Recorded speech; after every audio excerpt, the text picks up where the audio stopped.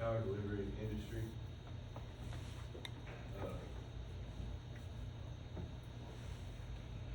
A little history about Georgia Power Southern Company. Georgia Power was established in 1902.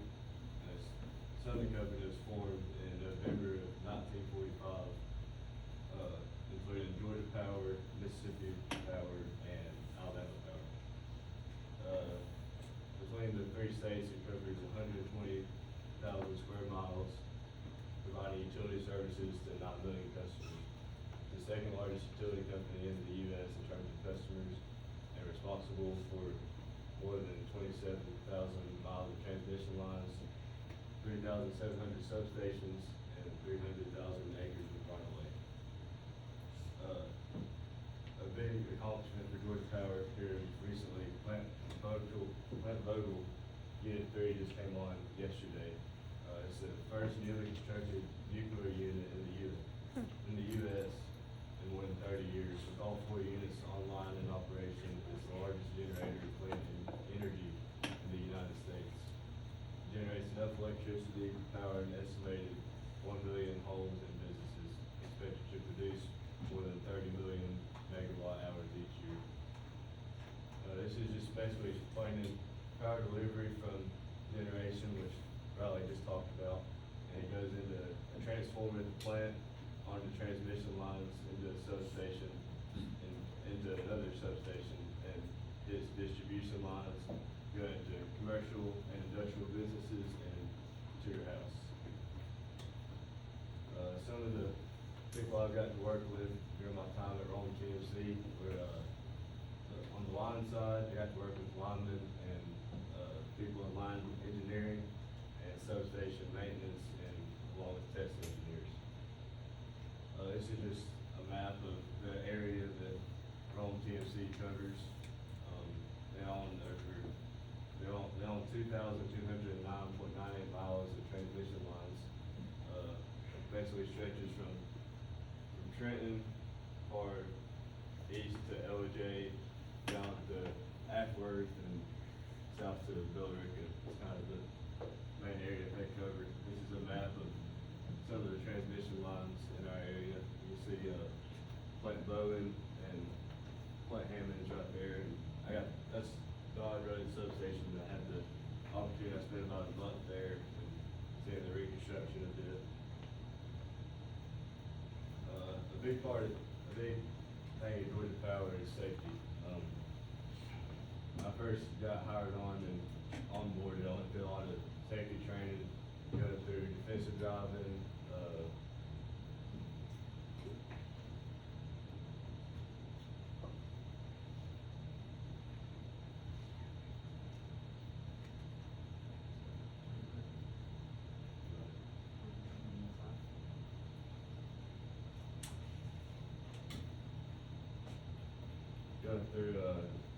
AED training, arc flash training, defensive driving. Had to do some courses on Georgia Power software security and other safety precautions.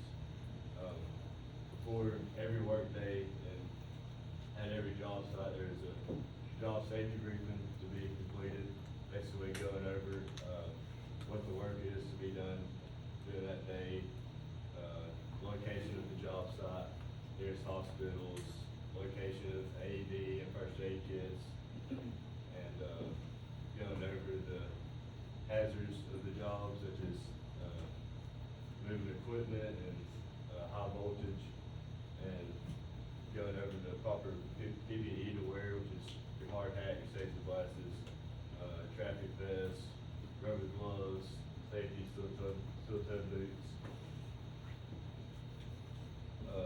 One of the neat things I got to see during my time at Georgia Power was the drone inspections.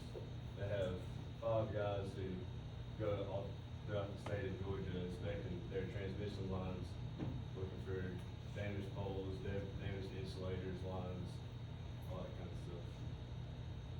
Right here you can see where a tree fallen on the line, where the bark is on the line there. Right here is a broken insulator. There's some damaged poles from woodpecker damage and just being old and rotted that the lineman will have to come through later and, replace. There's a bird's nest on top of one of the poles. Right here you got, missing ground, which sometimes they're just forgotten to put on there, people come around and steal them, and it's the broken bond on the overhead ground wire. The overhead ground wire is basically just a shield wire protecting the phases. Switching, a line switch is, this right here is a ROV switch. It has arms that open and close. When it's closed, the line is connected and power flows through it, and it has these whips on it for when it's open. The quick whips open fast to disconnect the current from flowing through it. That's the motor cabinet is there for motor operated, has buttons in it, and actually can be controlled from the control center down in Atlanta. It's basically just explaining why we have line switches. So this down here is a plant right down the road from us, and right here we have a normal open switch,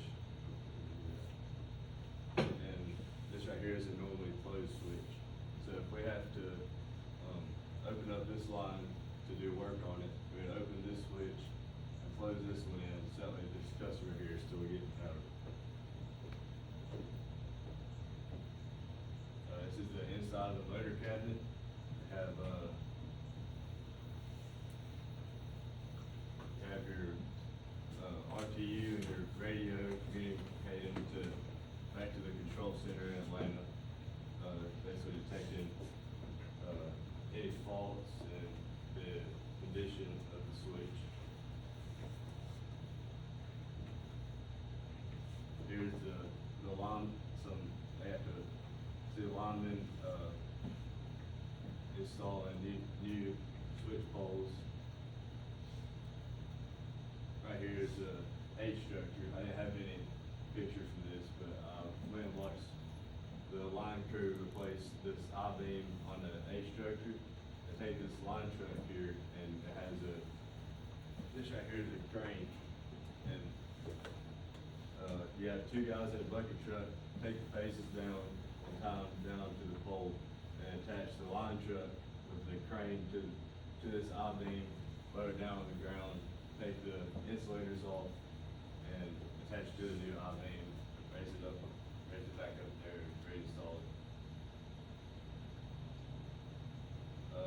This is the lineman replacing insulators. This is actually done a lot. The line was hot, so it was not switched out and de-energized. The buckets have an arm on the end of them. They go ahead and latch its arm to the phase, and then they take right here is using a hot stick. It's basically you attach ratchets and other kind of tools to take down the insulators, but from a safe distance because of the induced voltages of the lines. They take these phases off the belt and move them down, either temporary, move them down there, and then take them in place with new post polymers at the top.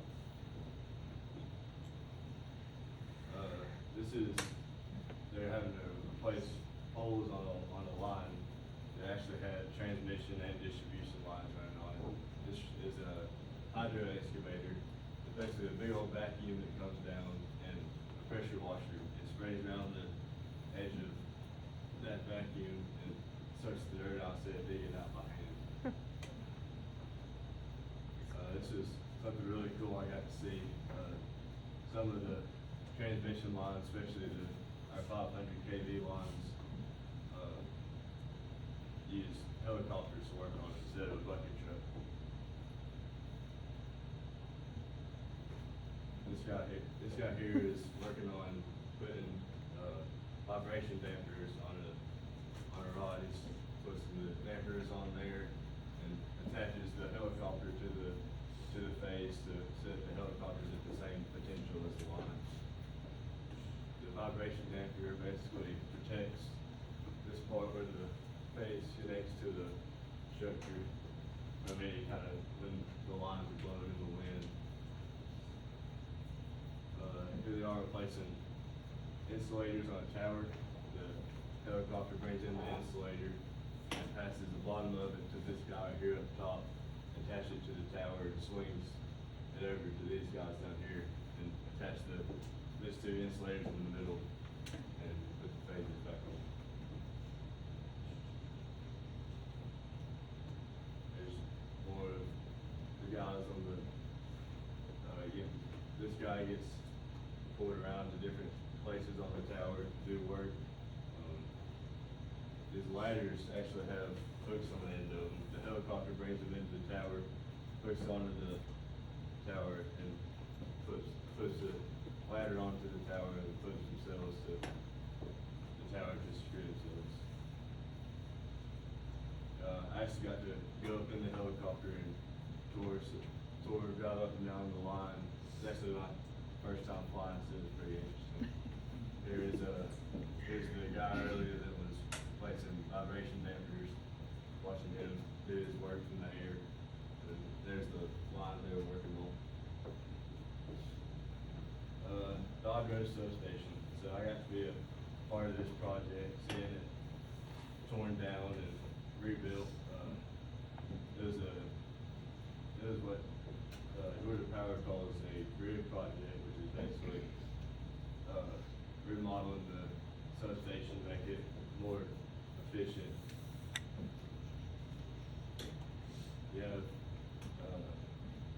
your 115 kV, that's 115,000 volts come into the substation, goes down into a series of switches.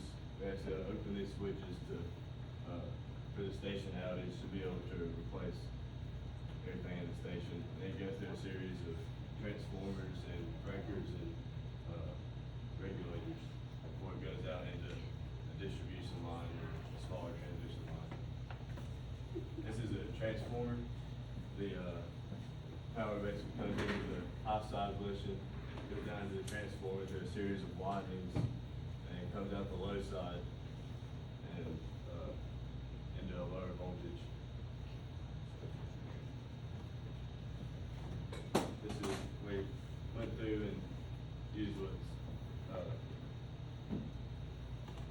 measures the CT, basically pushing current through the transformer,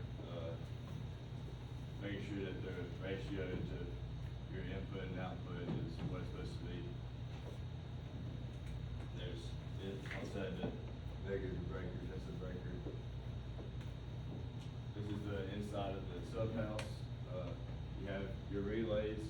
This is monitoring bank A, which is the transformer that I just showed. And you have three breakers. So each one of those red lights are on, showing that the breaker is closed. You can operate the breaker from those buttons out under there. And then you have the back of the control panel. We came through and with the test engineers, basically going through and functional testing everything and checking that based on the prints that the wires would go into the correct place. So we wire checked the back of these panels after the wireman came in and wired them up. Here I am closing links to the relays. Basically, that powers up the relays, sending power to that, and actually went back and take those links open and closed to get certain alarms, test the relays, test relay settings. Here's your battery bank inside the control house. And basically what I took from class, I was able to relate to my experience in the field, which was our wiring, and I was able to relate what we learned PLC programming. So this is inputs and outputs. If the door slows, the light comes on, shows the door slows. It's similar to, in the substation, if the breakers trip, you have lights come on and certain, faults bring up certain codes and that kind of thing. My future plans are to go to Georgia Northwestern Technical